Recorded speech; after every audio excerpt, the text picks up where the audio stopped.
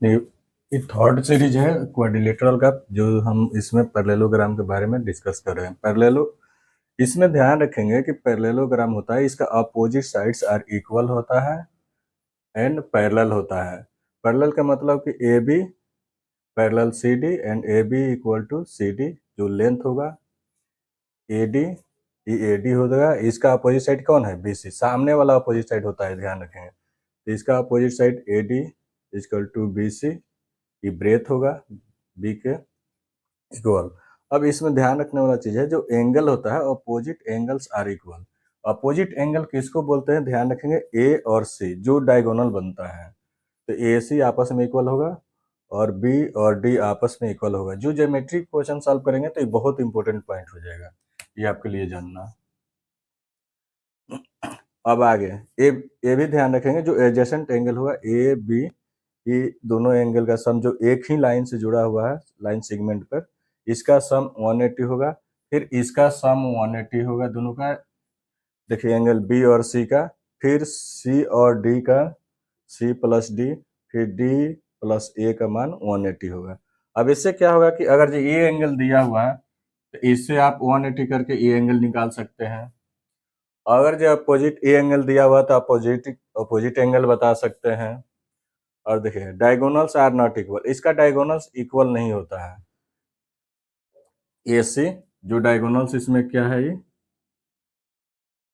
ए C और B D, ये point to, E equal नहीं होता। ए सी और B D equal. Diagonal bisect point O, diagonal bisect करता है पॉइंट ओ पे, लेकिन ईच अदर बाइसेक्ट नहीं करेगा। ईच अदर का मतलब क्या होगा कि ओ ए, ओ बी, ओ सी और ओ डी सब बराबर होना चाहिए, लेकिन यहाँ सिर्फ O is the mid point A C and B D, और A C and B D का ही मिड पॉइंट है, जिसमें ए लाइन ओ ए और ओ सी आपस में इक्वल होगा। ओ ए ओ सी, ओ बी और ओ डी आपस में, ओ बी और ओ डी आपस में इक्वल होगा। ये ध्यान रखें, क्योंकि आ जाएगा इसका लेंथ दिया रहेगा, इसका लेंथ दिया रहेगा, ये पूछ देगा निकालने के लिए क्या होगा।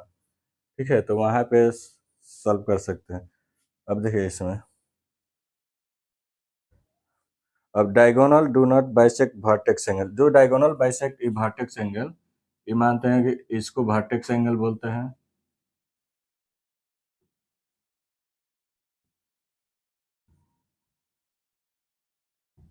इसको वर्टेक्स एंगल बोलते हैं। तो ई अगर जो अल्फा है, ई बीटा है, तो ये आपस में बराबर नहीं हुआ, लेकिन इसके अपोजिट हो जाता है, ई अल्फा ई बीटा। ये ध्यान रखेंगे, ई आपस में इक्वल नहीं हुआ। पेरीमीटर, वही जो आप रेक्टेंगल में पढ़ चुके हैं, वही पेरीमीटर होता है, क्योंकि इसका अपोजिट साइड भी इक्वल होता है। ई लेंथ है तो ये भी लेंथ है, ये ब्रेथ है तो ये भी ब्रेथ है, तो अपोजिट साइड इक्वल। अब देखिए इसका एरिया, ये बहुत इंपॉर्टेंट है एरिया, क्योंकि कोई भी देखिए, ये अगर ये डायग्राम बन रहा है पैरेललोग्राम का, तो इसमें एरिया बताए कि दुनिया का कोई भी डायग्राम हो, एरिया निकालने के लिए उसका बेस इनटू हाइट चाहिए। तो ये तो दोनों इक्वल है, ये पता है कि ए भी एल है, ए भी एल है, ई बी है, ई ब्रेथ है, ब्रेथ ब्रेथ है। तो इसमें तो परपेंडिकुलर है नहीं, तो इसमें कुछ मान दिया रहेगा। ये हाइट अगर जो h1 दिया हुआ है और यहाँ से कोई एक हाइट h2 दिया हुआ है 90 डिग्री पर, तो याद रखेंगे दोनों का एरिया एल इंटू एच और बी इंटू एच टू, दोनों का एरिया इक्वल होगा आपस में। जब भी निकालेंगे कभी क्या करेगा कि ई एच वन दे देगा, इसका मान दिया रहेगा, ये मान दिया रहेगा, ये हाइट नहीं दिया रहेगा, तो वहां पे निकाल सकते हैं। इसमें देखिए वेयर एच इजिकल टू क्या है? Altitude on the biggest side. देखिए कभी भी लेंथ बड़ा होता है, कभी भी याद रखेंगे लेंथ ग्रेटर देन होता है ब्रेथ से। H two altitude on the smallest side. अब वही एरिया देखिए, अगर जो इसको दो भाग में बांटा जाएगा, देखिए अगर जो ए डायग्राम हुआ ए बी सी डी, देखिए अब दो एंगल बना ए और ए, तो A B, triangle A B C और ट्रेंगल ए सी डी। तो इससे क्या हो जाए कि हम लोग ट्रायंगल ये हाफ हाफ हो रहा है, पूरा पूरा इस डायग्राम का हाफ हो रहा है तो इस हाफ हो जाएगा। वैसा ही पॉइंट ओ ले लीजिएगा, ओ लीजिएगा तो देखिए 1 2 3 4 भाग में, तो ओ बी से कहीं से लीजिएगा, ओ ए बी चाहे बी ओ सी चाहे ओ सी डी, तो ये 1/4 हो जाएगा, क्योंकि 1 2 3 4 भाग में, वो 2 भाग में बांट रहा था इसीलिए हाफ हो जाएगा, तो ये ध्यान रखेंगे। अब इस पे क्वेश्चन आता है, जैसे क्वेश्चन देखिए क्या आएगा जो पूछा जा सकता है एग्जाम में, जो भी आपके लिए इम्पोर्टेंट हो जाएगा। जैसे ई डायग्राम दिया रहेगा, मान लीजिए इसमें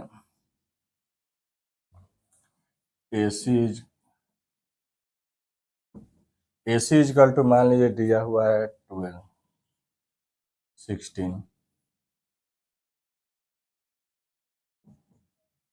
BC इजकल टू दिया हुआ है 12 मीटर, तो फाइंड लेंथ। अब इसमें फाइंड लेंथ आपको निकालना है, AC का मान A B C और D, O मिड पॉइंट है। अब देखिए OC का O ही मिड पॉइंट है, तो इसको 2 भाग में बांट सकते हैं, ये 8 होगा तो ये भी 8 होगा।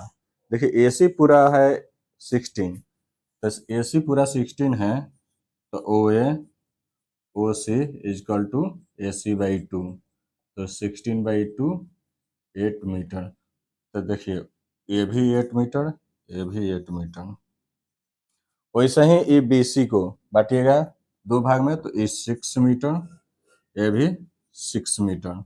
अब देखिए ये जहाँ 8 और 6 आया, तो ये साइड निकाला जा सकता है, क्योंकि 8 और 6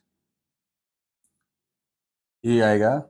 तो जब भी ऐसा क्वेश्चन दिया रहेगा तो यहाँ 19 जरूर बनेगा, ध्यान रखेंगे। और जब भी देता है 90 पर ही देता है, इसका जब क्वेश्चन देगा तो देखिए 8 6 होगा, तो ये यहाँ पे पाइथागोरस लगेगा, तो ट्रिपलेट पता है तो आप समझ सकते हैं कि ये 10 होगा, नहीं पता है तो आपको निकालना पड़ेगा। देखिए कैसे, और ये निकाल रहे हैं, तो ए पॉइंट अगर जो ओ है यहाँ पे 19 बन रहा है, ए और बी ए दिया हुआ है, तो ए बी का मान निकालना है, ओ बी दिया हुआ है 6, ओ ए दिया हुआ है 8। तो पाइथागोरस से मालूम है कि ए बी स्क्वायर बराबर होता है O A square plus O B square. तो ओ ए स्क्वायर का मान कितना है 8 है, तो ये 8 का स्क्वायर, ये 6 का स्क्वायर, कितना हो जाएगा 64 और 36 ऐड करेंगे कितना हो जाएगा 100 मीटर स्क्वायर। तो ए बी बराबर रूट अंडर 100 मीटर स्क्वायर बराबर 10 मीटर। ये रूट टूटेगा तो मालूम है किसका स्क्वायर है 10, 100, ये 10 का, तो ये 10 का। जब भी ऐसा दिया रहेगा तो ये ध्यान रखेंगे, यहाँ पहले से नहीं, जब क्वेश्चन पूछेगा तब यहाँ 90 दिया रहेगा, पहले से 19 होता नहीं है। जब भी ऐसा क्वेश्चन आएगा तो यहाँ दिया रहेगा। अब इस पे कंसेप्ट इतना ही था। एंगल से पूछ सकता है कि ए एंगल दिया रहेगा तो आप ये बता सकते हैं दोनों का सम 180 होता है, और ए एंगल दिया हुआ है तो कोई भी एंगल बता सकते हैं। तो ये चीज आप ध्यान रखेंगे, एंगल गिवन रहेगा उसी हिसाब से इसमें हम लोग निकाल सकते हैं। जय हिंद।